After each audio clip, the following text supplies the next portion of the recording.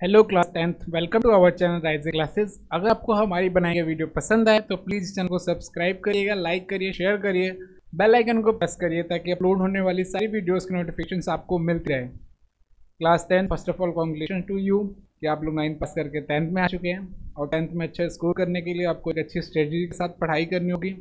तो please rising class से जुड़िए ताकि हम आपको जो वीडियोस अपलोड कराए वो आप हर रोज़ देख सकें। तो चलिए स्टार्ट करते हैं चैप्टर 1 आपका, जिसका नाम है केमिकल रिएक्शन एंड इक्वेशन। देखिए क्लास 10 केमिकल रिएक्शंस क्या होती हैं, किस तरह की होती हैं, ठीक है। वो इक्वेशंस होती हैं, किस तरीके से केमिकल इक्वेशंस को हम डिवाइड करते हैं प्रॉपर्टीज़ को देखकर। जैसे कि अगर ये प्रॉपर्टी ये फॉलो करता है तो इस इक्वेशन को हम क्या बोलेंगे, अगर ये प्रॉपर्टी ये इक्वेशन फॉलो करती है तो हम इसे क्या बोलेंगे। इन सब चीज़ों को इस चैप्टर के अंदर हम पढ़ेंगे। किस किस तरह के जो आपके एलिमेंट्स होते हैं उनके स्टेट्स होते हैं, लाइक आपने सॉलिड, लिक्विड, गैस, और एक नया स्टेट हम पढ़ेंगे इस चैप्टर के अंदर, है ना, फिजिकल स्टेट, एक्वस। तो इन चीज़ों को हम इस चैप्टर के अंदर कवर करेंगे कि chemical equation, chemical reactions actually में होती क्या हैं, उनको किस तरीके से हम लिख सकते हैं, उनको किस तरीके से हम बैलेंस कर सकते हैं। तो चलिए स्टार्ट करते हैं आपका फर्स्ट पार्ट।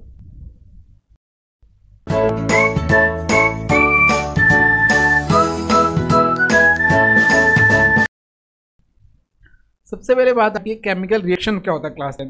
देखिए ध्यान से सुनिए क्लास 10 कि the transformation of a chemical substance into another chemical substance is known as a chemical reaction.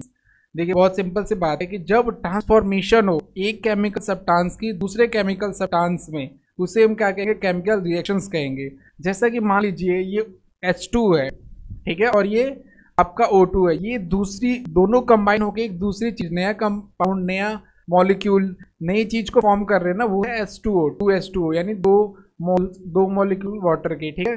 तो इसे ही हम क्या बोलते हैं, केमिकल रिएक्शंस बोलते हैं, ठीक है। सिंपली अगर आप देखो क्या है कि आपके केमिकल सब्सटेंस मिलकर एक न्यू सब्सटेंस को जो फॉर्म करते हैं तो उन्हें हम क्या कहते हैं, केमिकल रिएक्शंस कहते हैं क्लास 10। देखिए रस्टिंग ऑफ आयरन, आयरन को जंग लगना, बर्निंग ऑफ कोयल, burning of candle, burning of paper, heating of milk into cottage cheese, ghee, digestion of food, ये सब के सब आपके क्या है, एग्जाम्पल्स हैं। ये सारे देख सकते हो इस इमेज के अंदर, ये सब के सब आपके क्या होते हैं, केमिकल रिएक्शंस के एग्जाम्पल्स होते हैं students. In chemical reactions new substance is formed which is completely different in properties from the original. अब जो नया सब्सटेंस फॉर्म होता है वो क्या होता है, कंप्लीटली डिफरेंट होता है आपके जो प्रीवियस कंपाउंड या प्रीवियस सब्सटेंस था उससे। जैसा कि मान लीजिए H2 की जो प्रॉपर्टी है, O2 की प्रॉपर्टी है, अब वो H2O के अंदर प्रॉपर्टी हमें नहीं होगी, देखने को मिलेगी, इंडिविजुअल प्रॉपर्टी देखने को नहीं मिलेगी। अब H2O क्या लिक्विड है और ये दोनों क्या थे, गैस थे। तो ये होता है आपका chemical reactions. I hope it is clear.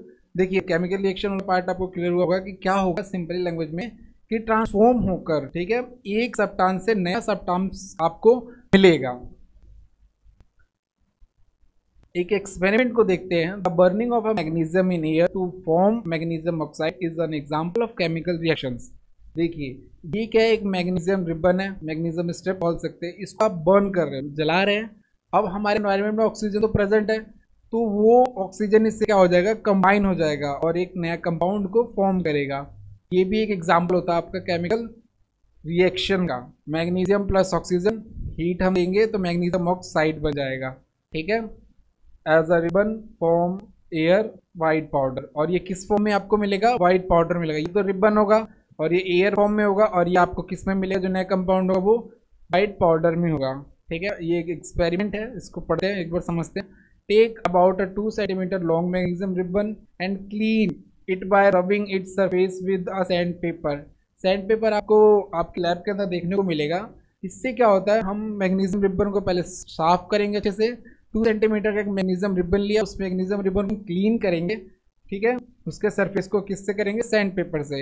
And hold it with a pair of tong. देखिए एक होती है जिसके द्वारा हम उसे पकड़ते हैं, चिमटा टाइप का होता है वो, उसके द्वारा हम इस मैग्नीशियम रिबन को पकड़ेंगे। Burn it use to burner, और बर्नर के द्वारा हम इसे क्या करेंगे, जलाएंगे, बर्न करेंगे।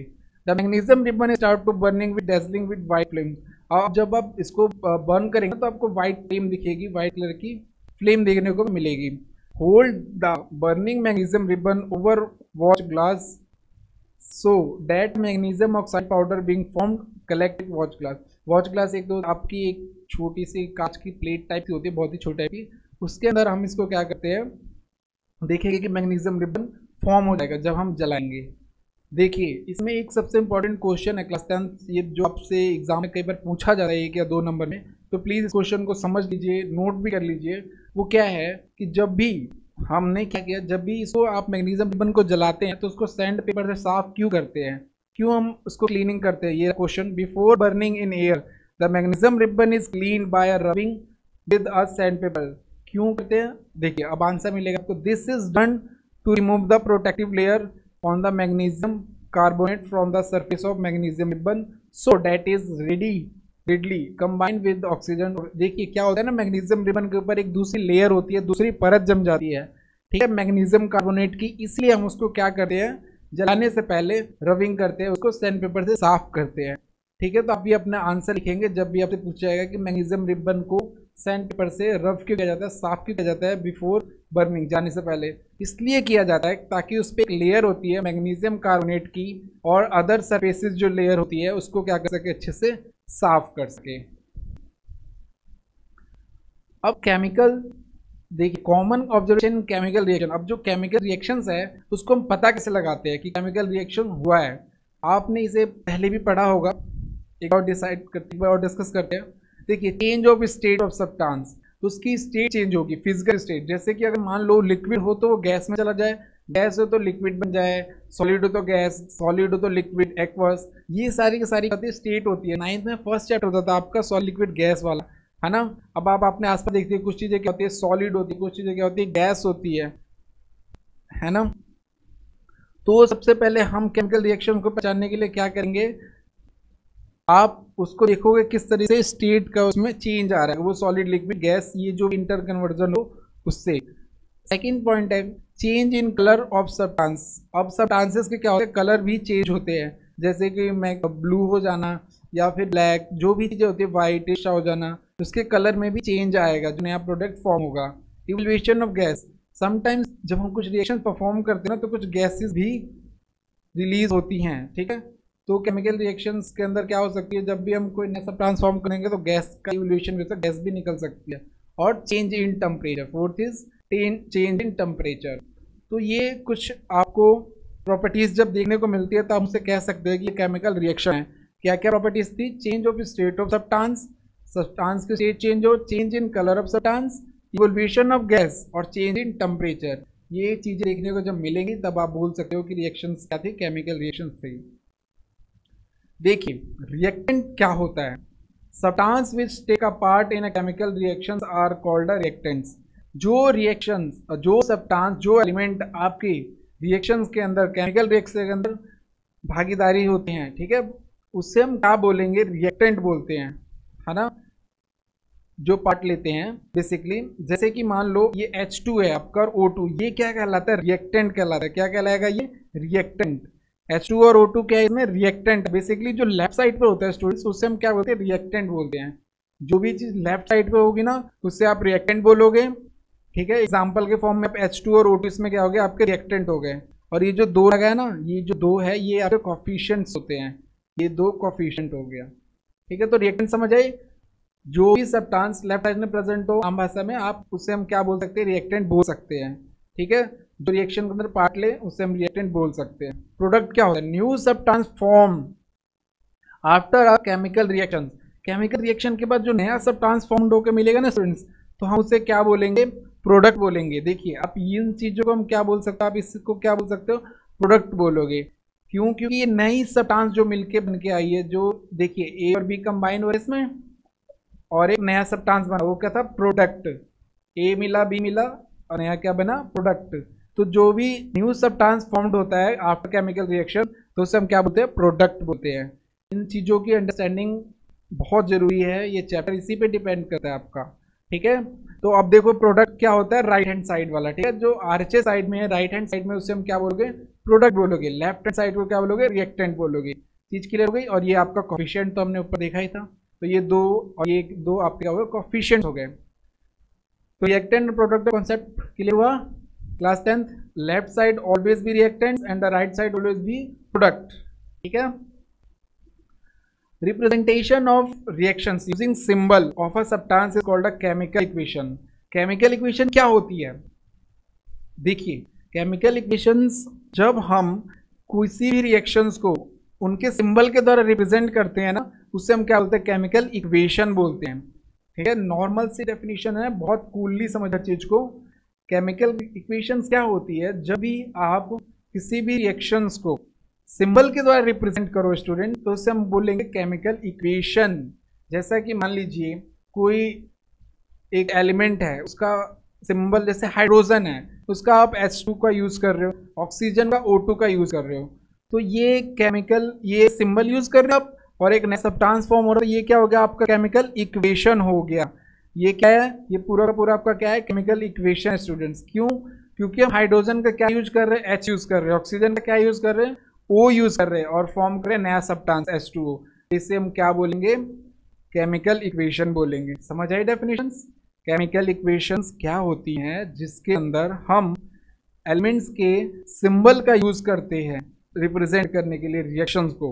इसमें हम क्या कर रहे हैं? रिएक्शन को रिप्रेजेंट कर रहे हैं ना। देखिए, हाइड्रोजन का H लिया, ऑक्सीजन का O लिया, और नया ट्रांसफॉर्म किया H2O, तो ये क्या होगी? केमिकल इक्वेशन होगी। इसी तरीके से आपने देखी होगी 9th में भी, और अभी भी आप अपने बुक्स में देखोगे कई तरह की रिएक्शंस होती हैं, वो सारी की सारी क्या होती है? केमिकल इक्वेशन होती है। क्यों? क्योंकि उन्हें सिंबल से रिप्रेजेंट किया जाता है, उनके सिंबल से। जिन इक्वेशन, केमिकल इक्वेशन क्या हुई? जिन रिएक्शन को हम सिंबल से रिप्रेजेंट करें, ये चीज थी। इस तरीके से इसमें एग्जांपल था, ए और बी का रिएक्टेंट हो गया। ये तो लेफ्ट साइड में आपको अभी बताया मैंने क्या होता है रिएक्टेंट। सी और डी क्या हो गया? आप बताओ आप। प्रोडक्ट, ठीक है, ये एरो होता है। Product arrow is show the directions of chemical reactions condition if any written is generally above. अब जैसे कि ये जो डायरेक्शन होता है ना, ये एरो जिस साइड होता है वो बताता है कि क्या से क्या फॉर्म हो रहा है, मतलब किस तरह से इक्वेशन की डायरेक्शंस है। अभी जब हायर क्लासेस में या फिर आप अगर साइंस पढ़ोगे आगे चल के 11th 12th में, तो आपको पता लगा कि एरो चेंज भी होती है, कुछ रिएक्शंस इरिवर्सिबल भी होती है स्टूडेंट्स, तो आप वहाँ पे पढ़ोगे। फिलहाल के आप सिर्फ एरो को इतना समझो कि एरो डायरेक्शन बताता है, ठीक है। तो ये केमिकल इक्वेशंस के बारे में अंडरस्टैंडिंग आपकी बिल्ड हो रही है ना। देखिए, in first equations what are used in a second symbol substances used to return as the chemical equation for convenience symbols of substances used to represent chemical equation, ठीक है। अब अपने सिंपल कन्वीनियंस के लिए हम इस चीज को यूज करते हैं। किसी भी इक्वेशन, केमिकल रिएक्शन को हम सिंबल से रिप्रेजेंट करते हैं। Chemical equation is a way to represent the chemical reactions and consist and informative way, और एक बहुत अच्छा और एक इंफॉर्मेटिव तरीका है जिससे हम केमिकल इक्वेशंस के द्वारा केमिकल रिएक्शंस को शो कर पाते हैं, ठीक है। इतनी चीजें।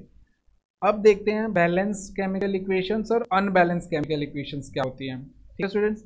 और ये बहुत ही इंपॉर्टेंट टॉपिक है आपका, तो इस चीज़ को, इस कॉन्सेप्ट को जरूर समझिएगा। और ये रटने वाला टॉपिक बिल्कुल भी नहीं है, आपको समझना होगा कि आप किस तरीके से इक्वेशन को बैलेंस कर सकते हैं, ठीक है, अनबैलेंस इक्वेशन को। तो चलिए समझते हैं।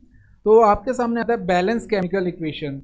देखिए, a balance chemical equation the number of atoms each element is equal both side.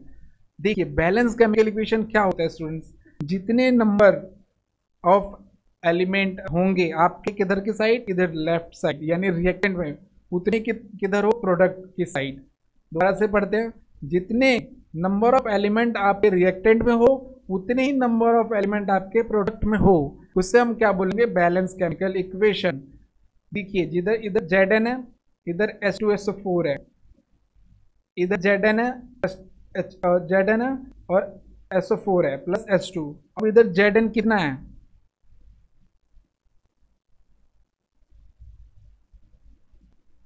इधर Zn है, इधर H2SO4 है, इधर ZnSO4 है, इधर H2 है। अब एक चीज को देखते हैं, आप पहले जिंक को काउंट करो स्टूडेंट्स, ठीक है। जिंक कितना? इधर एक, इधर एक है, इधर जिंक कितना है? देखो तो आप इसको देख सकते हो, यहाँ पे जिंक कितना है? एक है। यहाँ पे H2 कितना है? 2 है, मतलब हाइड्रोजन कितना है यहाँ पर? 2। और यहाँ पे हाइड्रोजन कितना है? देखो तो आप, 2 है। ध्यान से समझो इस चीज को, 2 हो गया। अब देखो यहाँ पे सल्फर कितना है? आपके रिएक्टर में सल्फर कितना है? एक ही है ना, ये सल्फर, ये इधर, और इसमें भी सल्फर क्या है? एक ही है, ठीक है। इसमें ऑक्सीजन कितना है? 4 है। लेफ्ट साइड ऑक्सीजन कितना है? 4 हो गया। और ये राइट साइड ऑक्सीजन कितने हैं आपके, इधर भी 4 है, ठीक है। तो देख सकते हैं आप जिंक इधर 1, इधर भी जिंक 1, इधर हाइड्रोजन 2, इधर भी हाइड्रोजन 2। देखिए एक चीज़ और स्टूडेंट, जो भी आपकी जो नीचे वाला पार्ट होता है ना, ये बता देता है कई बार कि कितने एलिमेंट प्रेजेंट होते हैं, ठीक है। अगर ये 2 है तो ये 2 हाइड्रोजन है, अगर ये 3 है तो ये 3 होता है। तो जो नीचे लिखा होता है ना ये आपके लोअर साइड पे, ये आपको बताता है कि कितने एटम्स में इन्वॉल्व हैं, कितने एलिमेंट इन्वॉल्व हैं, ठीक है। इस तरीके से सल्फर 1, ऑक्सीजन 4, क्योंकि इसके नीचे वाली जगह पे क्या है 4 है। इस बात को बिल्कुल अच्छे से समझ जाइएगा आप। इधर जितना भी लिखा होगा, इधर 6 लिखा होता तो ऑक्सीजन 6 होता, लेकिन यहाँ पे 4 है तो 4 होगा। तो जितना जो चीज़ नीचे यहाँ पे लिखी होती है ना, उतनी चीज़ें प्रेजेंट भी होती हैं। अब देखिए इसको देखते हैं, जिंक 1 टैली कर रहा है, 2 हाइड्रोजन, 2 हाइड्रोजन, सल्फर 1, ऑक्सीजन 4, इधर भी ऑक्सीजन 4। तो LHS और RHS आपके क्या हैं, दोनों की तरफ इक्वल हैं। तो ये क्या हो गई, एक बैलेंस इक्वेशन हो गई, ठीक है। LHS और RHS क्या हैं आपके, इक्वल हैं, तो ये एक बैलेंस इक्वेशन मानी जाएगी। देखिए in this equation number of atoms of zinc, hydrogen, sulphur are equal in both side, दोनों की तरफ बराबर है। तो ये क्या होगी, एक बैलेंस इक्वेशन हो गई। अब ये लाइन, ये बात जरूर याद रखिएगा कि जब भी इक्वेशन होती है तो बोथ साइड क्या होनी चाहिए, इक्वल होनी चाहिए। ये एक रूल को भी फॉलो करता है जो आपने 9th में पढ़ रखा है 3rd चैप्टर में, कि according to law of conservation of mass, ठीक है, mass can neither be create, mass को कभी नहीं बनाया जा सकता, and nor be destroyed in chemical reaction. जब भी केमिकल रिएक्शन होती है उसमें मास को ना हम बना सकते हैं, ना ही डिस्ट्रॉयड कर सकते, ना ही उसका विनाश कर सकते हैं। To obey this law the total mass of element present in reactant must be equal, must be, student ध्यान से, मस्ट बी मतलब बस होगा ही होगा, equal to the total mass of element present in product side. मतलब जितना reactant में मास है उतना कितना होना चाहिए मास उसका प्रोडक्ट में होना चाहिए, ठीक है। ये चीज़ आप इसका और एग्जांपल दे रखे, मान लीजिए 4H है, इधर 2O है, तो इधर कितने हैं, इधर भी आपके 2 और 2 4H है ना, और ऑक्सीजन भी कितने 2 है। अगर मान लीजिए ये 4 kg होता है, एग्जाम्पल के लिए कंजर्वेशन ऑफ मास को समझते हैं, ये सारा आपका क्या होता है 4 kg होता है, ठीक है। तो ये भी आपका क्या होना चाहिए था, होगा 4 kg ही होगा, क्यों, क्योंकि लॉ ऑफ कंजर्वेशन ऑफ मास इस पे एक्ट करेगा। तो ये थी आपकी बैलेंस इक्वेशन। एक बार और अच्छे समझते हैं, चलिए। बैलेंस इक्वेशन क्या होती है, जिसमें आपका रिएक्टेंट में जितने एलिमेंट प्रेजेंट, एटम प्रेजेंट है, उतनी ही आपके प्रोडक्ट में जब प्रेजेंट है तो आप उसको क्या बोलेंगे, बैलेंस इक्वेशन बोलेंगे। अनबैलेंस को देखते हैं, मेन चीज आपकी यही है अनबैलेंस, क्योंकि आपको अनबैलेंस इक्वेशन को ही बैलेंस करना होगा। देखिए, if the number of atoms of each element in reactant is not, इस चीज को ध्यान रखना आप, is not equal to the number of atom each present in the product, मतलब कि जो प्रोडक्ट में जितने एलिमेंट है उतने रिएक्टेंट में अगर नहीं है, जितने रिएक्टेंट में उतने प्रोडक्ट में नहीं है, तो इससे हम क्या बोलेंगे, अनबैलेंस, ठीक है। रिएक्टेंट में ज्यादा हो गए, प्रोडक्ट में कम हो गए, प्रोडक्ट में ज्यादा हो गए, रिएक्टेंट में कम हो गए, सारी इक्वेशन क्या हो गई, अनबैलेंस हो गई, ठीक है। एग्जांपल देखो, इधर आयरन कितना है 1, मगर अब इधर आयरन कितना आप बताओगे मुझे, ये चीज आयरन कितना बताओ 3, ठीक है। इधर H2 ठीक है, ये बैलेंस है आपका, दोनों के दोनों 2 है, ये भी 2 और ये भी 2। अब ऑक्सीजन बताओ आप कितना, ऑक्सीजन तो इधर 1 है, और इधर वाला ऑक्सीजन कितना 4 है। ये दिख रहे हो ना आप, जो ये नीचे लिखा होता है उससे मैंने काउंट करना बताया ना आपको, कि ये जितना होगा उतने एटम्स उतने प्रेजेंट होंगे। तो इधर तो 1 हो गया और इधर 4 हो गया, तो ये इक्वेशन क्या होगी, पूरी तरीके से unbalance. LHS is not equal to RHS, ठीक है, ये नॉट इक्वल टू का साइन होता है, तो ये क्या हो गई आपकी अनबैलेंस हो गई। इस एग्जांपल में ये चीज़ देखने को मिला कि अनबैलेंस है इक्वेशन। इसी को देख लो आप, इसमें क्या है H2 है, 2 है H, इधर O2 है, लेकिन तो क्या है 2 H तो है, लेकिन ऑक्सीजन क्या है इसमें अनबैलेंस है ना। ये चीज़ ऑक्सीजन देखो आप एक ही है, और यहाँ पे ऑक्सीजन कितना है 2 है, तो ये इक्वेशन क्या होगी अनबैलेंस। तो अनबैलेंस कैसे आप पता लगाओगे, रिएक्टेंट और प्रोडक्ट्स में जितने भी एटम्स हैं अगर वो इक्वल नहीं है तो अनबैलेंस रिएक्शंस होगी। अब आती है मेन चीज़, आप बैलेंस कैसे करोगे। देखो, उसके लिए आपको कुछ मल्टीप्लिकेशंस करनी होंगी। कभी आप रिएक्टेंट साइड करोगे या कभी प्रोडक्ट साइड, और इसको आपको स्टूडेंट बहुत प्रैक्टिस करना है, अच्छे तरीके से करना है, कॉन्सेप्ट को लर्न करना है। ठीक है, पूरी 10th आप पूरे अच्छे से पढ़ाई करो ताकि आप अच्छे मार्क्स ला सको। स्टूडेंट्स देखो, अब देखिए हम इसको बैलेंस करेंगे। तो इधर पहले आप एलिमेंट्स को देख लो, एक एक करके बैलेंस करो। 3 है तो इसके स्टेप्स होते, कुछ स्टेप्स को भी अभी डिस्कस करेंगे हम। जैसे कि मान लो अगर आप यहाँ पे 3 से मल्टीप्लाई करते हो तो ये आयरन क्या हो गया स्टूडेंट, 3 हो गया। जब भी मल्टीप्लाई कर दो ना तो आयरन यहाँ पे क्या हो जाता है, जितना आप मल्टीप्लाई यहाँ से करोगे, जितना आपका कोफिशिएंट होगा उतना टाइम्स आपका एटम हो जाएगा। तो आपने 3 से मल्टीप्लाई किया तो आयरन कितना हो गया, 3 हो गया। आयरन आपका 3 के बराबर हो जाएगा। इसमें ये थोड़ा गलत बन गया, ये आपका Fe है। Fe आपका इसमें क्या हो गया, 3 हो गया। इधर 3 था, दोनों बैलेंस है। इधर देखिए, इधर ये H2 है, 2 H है, इधर भी H 2 है। अब इसको हम क्या कर सकते हैं, यहाँ पर अगर 4 से मल्टीप्लाई कर दे स्टूडेंट्स, पहले O को बैलेंस कर रहे हैं तो ये इससे जाके इससे कोफिशिएंट मल्टीप्लाई हुआ तो ये ऑक्सीजन कितना हो जाएगा, 4। ऑक्सीजन कितना हो गया इधर, 4, क्योंकि ये जो कोफिशिएंट है इससे जाके मल्टीप्लाई होता है ना, और यहाँ पे ऑक्सीजन तो पहले से ही 4 था। तो ऑक्सीजन बैलेंस हो गया और आयरन बैलेंस हो गया। ऑक्सीजन कितना है, 4 हो गया, इधर भी। अब देखिए हाइड्रोजन जो है इधर ज़्यादा हो गया, क्यों, 4 × 2, 4 × 2 मल्टीप्लाई होगा और 8 बन जाएगा। आपको पता है ये चीज़ इससे भी मल्टीप्लाई होती है, हमेशा याद रखो, बिल्कुल कंफ्यूज नहीं होना। इसको पेपर पेन के साथ नोट करो अभी के अभी और समझो चीज़ों को। आप इस 4 को स्टूडेंट, इस कोफिशिएंट को अगर आप मल्टीप्लाई करोगे ना तो इसके लोअर जो ये लोअर पार्ट है इससे भी मल्टीप्लाई होगा, ये 4 2 से भी होगा और ये टोटल का टोटल क्या हो जाएगा आपका 8 हो जाएगा। और यहाँ पर ऑक्सीजन क्या है, 2 ही है, तो आप इधर 4 लगा सकते हो, इंडिपेंडेंट है ये, इसका कोई और नहीं है। तो ये क्या होगा, 4 × 2 क्या हो जाएगा, ये भी फिर 8। अब देखो आप ध्यान से देखो, इधर कितने ऑक्सीजन, सॉरी इधर कितने ऑक्सीजन, 4, इधर कितने ऑक्सीजन, 4 वाला और इंटू 1 ही, 4 ऑक्सीजन, इधर भी बैलेंस हो गया। ये इधर Fe3, इधर भी Fe3, इधर 4 × 2 8 हाइड्रोजन, इधर भी 4 × 2 8 हाइड्रोजन। तो ये क्या हो गई, इक्वेशन बैलेंस हो गई। अब इसके स्टेप्स से अभी और आपको सीखना है इसमें। स्टूडेंट सिर्फ ये बात ध्यान रखो, अभी आप ये चीज़ सीख लो कि ये जो 4 है ना, या फिर यहाँ पे कुछ भी हो वो चीज़ आपकी इससे भी मल्टीप्लाई होती है। यहाँ पे आपके कुछ भी हो वो चीज़ आपकी यहाँ भी मल्टीप्लाई होती है। और जितना टाइम्स आप यहाँ पर नंबर को डालोगे आपका एटम उतना टाइम्स हो जाता है। जैसे हमने 3 डाला तो Fe कितना हो गया, 3 टाइम्स हो गया, 3 हो गया। 6 डालोगे तो Fe कितना हो जाएगा, 6 हो जाएगा। ये दोनों कॉन्सेप्ट आप अभी इतना सीखो, ठीक है। हमने 2 चीज़ें अभी सीखी है, कुछ सीखा ही नहीं है बैलेंसिंग में अभी तक। सिर्फ 2 चीज़ें सीखी स्टूडेंट्स क्लास 10। एक तो ये सीखी आपने कि यहाँ पे जो कोफिशिएंट होगा, अगर ये 6 होगा तो Fe 6 हो जाएगा। अगर यहाँ पे मान लो 4 होता है तो हाइड्रोजन ये 8 हो जाता है। क्यों, क्योंकि इस 2 से भी ये मल्टीप्लाई होता है, तो ये लोअर वाले कोफिशिएंट से मल्टीप्लाई होता है, ठीक है। और ये जितना बाहर होता है ये उससे इस वाले से भी मल्टीप्लाई होता है, ठीक है। जैसे यहाँ पे देखिए 3 को Fe से किया तो Fe कितना हो गया, 3 हो गया।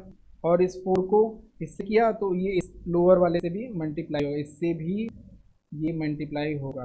तो ये 2 चीज़ें अभी तक सीखे। देखिए स्टेप सीखते हैं। पहला स्टेप क्या होगा, balance does to balance the equations we need to multiply oxygen by 4 LHS। हम लेफ्ट हैंड साइड में क्या करेंगे, 4 से मल्टीप्लाई कर देंगे, कर दिया।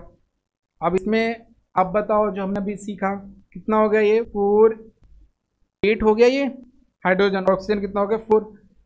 ये स्टेप्स है जो अभी हमने किए। तो ये भी क्या हो गया 4 और ये भी क्या हो गया 4 बैलेंस्ड।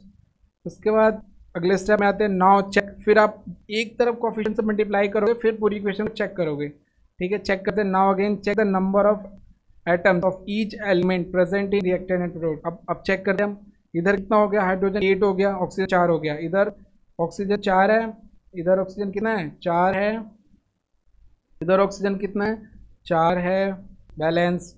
इधर ऑक्सीजन इधर हाइड्रोजन कितना है 2 ही है, अदर हाइड्रोजन कितना हो गया, ये तो इससे भी मल्टीप्लाई होगा। तो कितना हो गया, इधर 8 हो गया, इधर तो 2 ही रह गया, यानी ये बैलेंस नहीं हुआ। आयरन कितना है, इधर 3 है, ये Fe कितना है, इधर आयरन कितना है 1 ही है, तो अभी ये बैलेंस नहीं है, अभी सिर्फ ऑक्सीजन बैलेंस हुआ है। अगले स्टेप को जाएंगे, फिर हम पूरे नंबर को देखेंगे, सारे LHS RHS को देखेंगे। अब हम अगर देखते हैं तो हम पाते हैं कि हाइड्रोजन जो है, हाइड्रोजन का अमाउंट इधर कितना 8 है और इधर कितना था इधर तो बस 2 ही था, तो इसको हम क्या करेंगे 4 से मल्टीप्लाई कर देंगे। 4 से मल्टीप्लाई कर दिया, इधर हाइड्रोजन कितना हो गया 8 हो गया, और इधर हाइड्रोजन कितना होगा 8, तो ये भी चीज़ क्या होगी बैलेंस होगी। फिर हम देखेंगे इस पूरे को रीचेक करेंगे, चलो रीचेक करते हैं। आयरन कितना इधर 1, इधर आयरन 3 अनबैलेंस, इधर हाइड्रोजन कितना 8, इधर हाइड्रोजन कितना 8 बैलेंस है, इधर ऑक्सीजन कितना 4, इधर भी ऑक्सीजन कितना 4, यानी अभी आयरन बैलेंस नहीं हुआ है। ठीक है, तो after the number of oxygen hydrogen atoms becomes equal both side. अब इसके बाद क्या करेंगे, जब दोनों तरफ बराबर हो जाएंगे तो हम आयरन को टारगेट करेंगे, थर्ड एलिमेंट्स को। तो आयरन को इधर के हमने क्या करें 3 से मल्टीप्लाई कर दिया, तो ये क्या हो गया 3 टाइम्स हो गया। इधर भी आयरन आपका क्या हो गया 3 हो गया।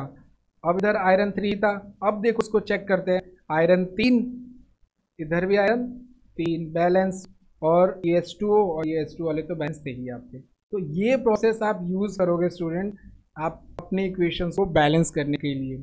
आप इसको अच्छे से प्रैक्टिस करना प्लीज़, इसकी प्रैक्टिस बहुत ज़रूरी है, तब आपको इसकी आएगी ये इक्वेशन। ठीक है, ये कुछ स्टेप्स लिख रखे हैं, वही जो हमने किए उस स्टेप्स को लिख रखा है। और ये चेक करने का तरीका आप इसको इस टेबलर फॉर्म में भी चेक कर सकते हो, आपके क्लासरूम में पढ़ाया जाएगा। पहले सबसे पहले टेबलर फॉर्म कराया जाएगा कि आप पहले एलिमेंट्स को लिखो यहाँ पर, और यही आपका एक प्रॉपर तरीका है। जब आप प्रैक्टिस करना शुरू करो तो इस तरीके से ही करो। हाइड्रोजन 8 हो गए, इधर भी 8, इधर भी 8, इधर आप लिखोगे number of atom present in reactant, reactant के साथ जितने नंबर ऑफ एटम प्रेजेंट है आप यहाँ पे लिख लो, और प्रोडक्ट के साथ जितने नंबर ऑफ एटम प्रेजेंट है इधर लिख लो। तो आयरन इधर कितना था 3 था, इधर 3 हो गया। हाइड्रोजन इधर 8 था रिएक्टेंट के साइड, LHS के साइड, इधर भी 8 हो गया, RHS के साइड प्रोडक्ट के साइड। ऑक्सीजन इधर 4 था RHS के साइड, सॉरी LHS के साइड, रिएक्टेंट के साइड, इधर दोनों बैलेंस हो गए। तो ये आपकी क्या होगी बैलेंस इक्वेशन होगी। ये पूरी की पूरी क्या है बैलेंस इक्वेशन। आप चाहे तो खुद से भी चेक कर सकते हैं। तो ये प्रोसेस है आपका बैलेंस करने का। इसमें आप प्लीज़ क्वेश्चंस को नोट कर लीजिए और इसको एक बार बैलेंस करने की कोशिश करिए। जैसा कि देखिए N2 है, इधर 2 N है, इधर 2 H है, तो ये भी इनबैलेंस मतलब अनबैलेंस हुई। तो आप क्या कर इधर अगर आप इधर 3 लगा दोगे तो इधर ये क्या हो जाएगा 3 2 जा 6, और इधर 6, इधर ये 3 है, इधर आप 2 लगा दो जैसा आंसर में कर रखा है ना 2 या 6। इनके आप क्वेश्चंस को नोट कर लो, एक बार स्क्रीनशॉट ले लो, सिर्फ इनके क्वेश्चन नोट करो प्लीज़, आंसर में मैच करना भी। क्वेश्चन नोट करो और आंसर को सॉल्व करो, देन टैली करो अपने आंसर्स को क्या सही आ रहे हैं। ये 10 क्वेश्चंस आपको प्रैक्टिस के लिए दिए गए, प्लीज़ इसको ईमानदारी से नोट करना, ठीक है, चीटिंग नहीं, अच्छे से नोट करो इसको और एक बार आप बैलेंस करके देखो। फिर जो दिक्कत है आप हमें कमेंट कर सकते हो और इसका प्रैक्टिस करो आप। उसके बाद स्टूडेंट्स क्या आता है कि write the conditions in which reaction take place. कुछ चीज़ें देख लेते हैं एक बार कि रिएक्शंस जब हो रही हैं तो उनकी कंडीशंस क्या होती हैं, कब रिएक्शंस होती हैं। ये छोटा सा टॉपिक है, जैसे एक बार चलिए इसको पढ़ते हैं कि रिएक्शंस होने के लिए क्या कंडीशन की ज़रूरत है। ठीक है, किस कंडीशन पे रिएक्शंस परफॉर्म होती हैं, किन कंडीशंस का होना जरूरी है। सबसे पहला आता है केमिकल रिएक्शंस हैपन होती है एट द कैरेक्टरिस्टिक रिएक्शंस और रेट गिवन टेम्परेचर। देखिए आपकी रिएक्शन जो होती है ना टेम्परेचर पर डिपेंड करती है, chemical concentrations, typical reactions rate increases with increase the temperature. तो आप ये चीज़ नोट करो कि जब भी रिएक्शंस केमिकल रिएक्शन इंक्रीज करनी होगी उसकी रेट इंक्रीज करनी होगी। रेट मतलब क्या होता है कन्वर्जन। जैसे कि मान लो आपने H और H2O को मिलाया तो कैसे फटाफट पानी बनता है, कितने सेकंड में वो रिएक्शन परफॉर्म होती है, उसे बोलते हैं रेट ऑफ रिएक्शंस।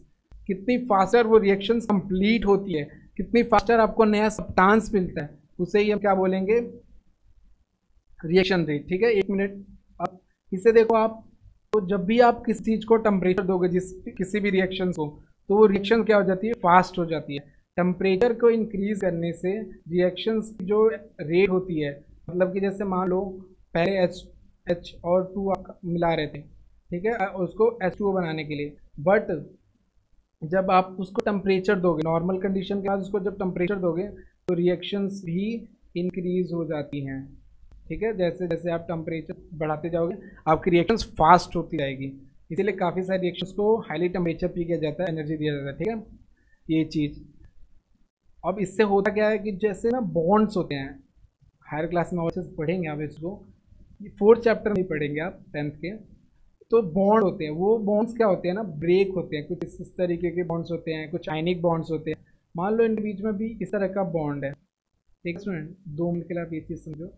और इसको जब भी आप हीट दोगे ना, इधर से आपने क्या किया, हीट दिया, टेम्परेचर देना शुरू कर दिया, तो ये क्या हो जाता है, ये ब्रेक होने लगता है। और ब्रेक होके दूसरी जगह ये मूव करने लग जाएगा, ये कहीं और मूव करेगा। तो यही लॉजिक होता है आपका, टेम्परेचर देने से रिएक्शन क्यों फास्ट हो जाती है, क्योंकि उसके बॉन्ड जो होते हैं वो ब्रेक होने लगते हैं और इजीली दूसरे के साथ कंबाइन होने की टेंडेंसी को इंक्रीज कर देते हैं। तो पहला चीज़ क्या है, टेम्परेचर। टेम्परेचर का इतना याद रखो आप ये चीज़ कि जब भी आप टेम्परेचर दोगे रिएक्शन फास्ट हो जाएगी। क्यों? क्योंकि बॉन्ड्स जो होते हैं ब्रेक होते हैं और नए बॉन्ड फॉर्म हो जाते हैं। उसके बाद आता है कैटलिस्ट। देखिए कैटलिस्ट क्या होते हैं। Catalyst is a chemical substance which is neither a reactant और nor a product, but reaction take place only in presence of reaction speed up to presence. देखिए इनके होने से, ये तो ना ही रिएक्टेंट होते हैं ना ही प्रोडक्ट होते हैं, इनके होने से आपकी रिएक्शन क्या हो जाती है, फास्ट हो जाती है, इवन बहुत फास्ट हो जाती है, कई टाइम्स इंक्रीज हो जाती है। तो कैटलिस्ट वो सब्सटेंस होते हैं, वो केमिकल सब्सटेंस होते हैं बेसिकली। कैटलिस्ट वो केमिकल सब्सटेंस होते हैं जो ना ही रिएक्टेंट होंगे ना ही प्रोडक्ट होंगे, मगर उनके होने से वो प्रेजेंट होते हैं, तो स्पीड ऑफ रिएक्शंस क्या हो जाती है, इंक्रीज हो जाती है। एग्जाम्पल आप इसको देखो, इससे देख सकते हैं आप। जैसे कि मान लीजिए ये रिएक्टेंट है आपका, इसके यहाँ पे जो जब भी लिखा होगा ना, आप देखोगे जब भी इक्वेशन के अंदर, इसे आप क्या बोलोगे, कैटलिस्ट बोलोगे। ये आपके क्या हो गए, सी हो गए, कैटलिस्ट हो गए। और ये के प्रेजेंट होने से आपकी रिएक्शन क्या होगी, फास्ट हो जाती है। देखिए 2KCl 3O2 बहुत इजी बन गया। इस तरीके से H2O2 थे, इसमें कैटलिस्ट क्या था, ये कैटलिस्ट है आपका, ठीक है, ये क्या है आपका, कैटलिस्ट है। अब इसके होने से रिएक्शन क्या होगी, बहुत ही फास्ट हो गई, H2 और O बन गए। तो ये होते हैं आपके कैटलिस्ट। रिएक्शंस को कराने के लिए इन दो चीज़ों की जरूरत है, टेम्परेचर और कैटलिस्ट की, और प्रेशर की भी नीड्स होती है। उसका मेकिंग केमिकल इक्वेशन मोर इंफॉर्मेटिव। देखिए अब केमिकल इक्वेशंस को ना हम और इंफॉर्मेटिव बना सकते हैं। लाइक कि जैसे आपके क्लास में किसी टीचर ने या फिर क्वेश्चन में आपको इक्वेशन दे दी गई, कोई भी केमिकल इक्वेशन दे दी गई, आपको बताना है कि ये इससे क्या क्या इन्फॉर्मेशन मिल रही है हमने। लाइक उसमें रिएक्टेंट क्या है, उसमें प्रोडक्ट क्या है, वो किस स्टेट में प्रेजेंट है, वो गैस में है, सॉलिड में है, लिक्विड में है। इस चीज़ को समझते हैं कैसे हम मोर इंफॉर्मेटिव बना सकते हैं, उसमें किस तरह के कैटलिस्ट प्रेजेंट है। तो ये सारी की सारी चीज़ें आप किस तरह से स्टडी कर सकते हो, इस चीज़ को समझते एक बार और। देखिए स्टेट की स्टडी करते हैं, by return physical state. Physical state होती है आपकी substance chemical equation become more informative. अगर आप फिजिकल स्टेट लिखते हैं कि वो सॉलिड में है या गैस में है, तो वो इक्वेशन जो होती है मोर इंफॉर्मेटिव हो जाती है, ज़्यादा जानकारी दे सकती है आपको। तो देखिए आपको जैसे मैंने डिस्कस किया था आपसे, गैसीय स्टेट को किससे रिप्रेजेंट किया जाएगा, जी से। लिक्विड सिंबल के लिए क्या यूज़ करते हैं, लिक्विड स्टेट को किसे, एल से, और सॉलिड को एस से। और एक एक्वस सॉल्यूशंस होते हैं, सब्सटेंस डिसॉल्व इन वाटर, जिन सब्सटेंस को वाटर के अंदर डिसॉल्व किया जाता है और वो पार्शियली डिसॉल्व होते हैं, वो क्या बनाते हैं, एक्वस बनाते हैं। ये आपके लिए नया है।